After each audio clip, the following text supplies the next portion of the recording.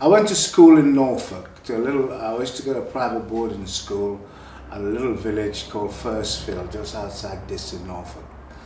My initial aim was to become an engineer, and because I originated from a place called Sierra Leone, and I'd finished my education and everything, and I already got an apprenticeship.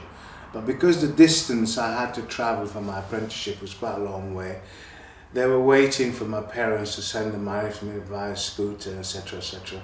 Even though I was a very fit lad, and I said, look, anyway, that didn't transpire. So I was in Norwich one day, and I passed a recruiting, yes, passed a dear recruiting office. And there, all these lovely pictures of the battalion, Royal Anglian Regiment, all sunbathing in British Guiana. So I thought, oh, that looks like a nice life. Anyway, I still wanted to be an engineer. So I went in there and I asked the guy, I can't remember his name now, and we had a chat, and I said, oh, you know, engineer is what I want. I did the relevant test, I passed, and I was qualified for it. He said, you know, the trouble is, he said, you're going to have to wait a couple of months before you go join the engineers. I went, well, why is that? He said, well, it's not in the right period. He said, but look at the East Anglian, look, they're in British Guiana, sunbathing themselves. And I was allowed to be persuaded. Little did I realise that for every recruit he got extra leave. So I then went to Bury St Edmunds, where I did my basic training, and from there I went to Felixstowe, because the regiment had just come back from British Guiana, I think, and they were in Harwich and they were just moving over to Felixstowe. So I went there and I formed part of C Company, which I think was the beginning of C Company, and obviously it was that same, I don't know, a few months later, we had to go to Aden. So off we went, and I'll never forget it. I went on a Britannia aircraft, and halfway on the journey, I think we got near Rome, the engine caught fire. I thought, Christ, this is a good start, isn't it? So we had to make an emergency landing in Rome, and then fixed the aeroplane, and then we took off to Aden. Now, even though I come from Africa, I've never been anywhere with so much heat. When we opened the door of that aircraft, it's like walking in an oven. It was we were very busy, you know. It was exciting, dangerous, lots of things happening, you know. We going up the Radfan obviously was the biggest problem we had, and then going up the headquarters, doing your job. I remember once, me and a friend of mine, Dave Bruin, we had to go and look for some dissidents after the airstrike by the old Hunter aircraft. And we eventually found these people where they'd been shooting at us from. And it was this massive, massive rock, solid granite rock, and this like a hole inside, and there we found them. We found, because the dissident already disappeared, they left the old folks behind. I saw a woman, I'll never forget it. She really, because of the heat and the weather, she really dried up and shriveled. She thought we were going to rape her. I thought, God help us. So we did, you know, we did so long up Aden, and then we came back down where we did internal security, and the accommodation was quite good. All those years ago we had air conditioning, you know, and I remember how we used to try and cheat your chawala, because these guys used to bring you sandwiches, and these guys used to put, my name is Mickey Mouse, and hoping that they won't get a bill at the end of the month. But I can assure you, those guys were so switched on, they always used to find them. But we had some fun. I mean, I remember we were manning a roadblock, and these camel trains used to come up from the Yemen, up from the protected Aden, you know, the Radfan used to come down, and those, because these camels have been doing this for years and years and years. After boredom, you know, the driver was probably asleep. We stopped the camels and quietly turned them round so they think they're going back up again. Normally, I used to be C Company's radio operator, and on this particular day, what had happened was the guy who used to be the B Company was sick. It was my turn, in fact, to be on the exchange. What normally happens is we do the RADFAN and then come back down into Aden to do internal security.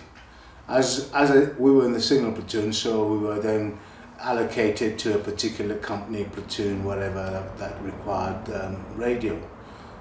And as I said, it was my turn to go on the exchange, and this guy, Corporal Allison at the time, had problems and wasn't well, so they said, Elba-Porter, B Company. So off we went. We went to Sheikh Hoffman police station. I think we were on the second floor. Was the old A41 where you had to do a tuning call to calibrate the radio. And I put had an antenna up on the roof, and then through the window, we then remoted this the aerial into the actual police station where the office was. There we sat, obviously facing the window, because obviously there was very little light in the room, and I was facing the window, and fortunately they had we had sandbags on there. On the window was also the old field telephone connecting up to the roof. On my left was, I think it was Mr. Coppin, the platoon commander, and on my right was the platoon sergeant. I was virtually, as I said, facing the window. Then all of a sudden there was this ginormous explosion. And fortunately, I suppose to this day, it didn't actually come through the window. It just hit just below the windowsill, and my God, all that stuff just blew into. I couldn't see because the blast had messed my eyes up and ripped up my shirt, and I was covered in blood, and of course it knackered the radio. And so my priority that day was to try and get the spare radio recalibrated, and then get the patrols that were out to do the necessary roadblock. It just felt like somebody just poured petrol over you and set you alight. It's not a very nice feeling at all. And as I said, I couldn't see much. And as I said, I did that, and we got everything going. Then everybody then turned up afterwards, and sort of that's how things went. I then went to the hospital. Sergeant Smith at the time was the one who actually got most of the injury, which was from the field telephone, I believed. Me, I just had, as I said, blast wounds and stuff in my eye, which I couldn't see. And I think one of the worst moments was laying at Steamer Point Hospital, which was an old colonial building, very high ceilings, and it was so lonely. I was just laying there on my own, hearing all these doors closing and waiting for my turn to go to the operating theatre. So that was it. I was well. We used to get a visit from the CO to give us a briefing on what was happening. And then when I came out of the hospital, I was sent on a cruise. I went on a cruise. Well, it wasn't a proper cruise. It was a Navy LSL, and we went to the Seychelles. Obviously, because we were a platoon headquarters, we had more than one radio set. After the explosions, I said the radio had been destroyed. I had to go and find the new, the spare set. I can't remember whether it was up in the roof or whatever, but I had to go and get that. I remember I couldn't see. And then, because the A41 wasn't like modern radios, you have to recalibrate the radio, send tuning calls out to get it, which I did, and then obviously contacted the relevant patrols and headquarters to let them know what had happened before I thought of my own safety. In fact, this is what the citation actually says.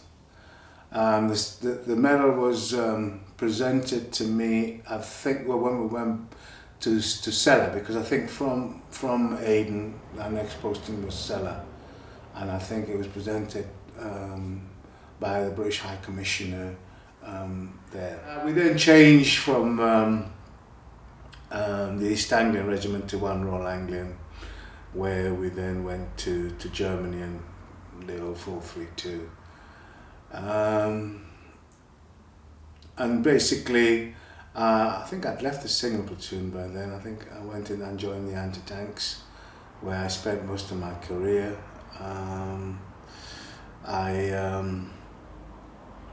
I did Norway, and in Norway I'd actually changed my job. I went to the in section. I did a bit of photographing, and while I was up doing photographing, it was a scout. We had a whiteout, so the thing came down. So my second misfortune with the aeroplane, we crashed, and I thought, oh God. And if you know the scout, the engine is behind you. And I was sitting in the back seat, and when we crashed, the engine came in and pushed my leg toward the seats, and I thought, that's it. Everybody else had bum burst out. That was me sitting there. I think for that first 30 seconds, I was kissing my ass goodbye. I thought, that's it, finished. After I calmed down, I then managed to free myself when I got out. And then another helicopter came to take us back, and they said, "Will you let?" I said, "No, thank you." So I then got in the old Volvo, and it took about 4 hours to get back. But it was, black man in the Arctic, minus, what, I got 40, 50, God, yes. So and that really did put some challenges. I was very fortunate. That was the best part of my regimental career, because I was a colour sergeant, and I was a platoon commander, 3 platoon A company, and really proud.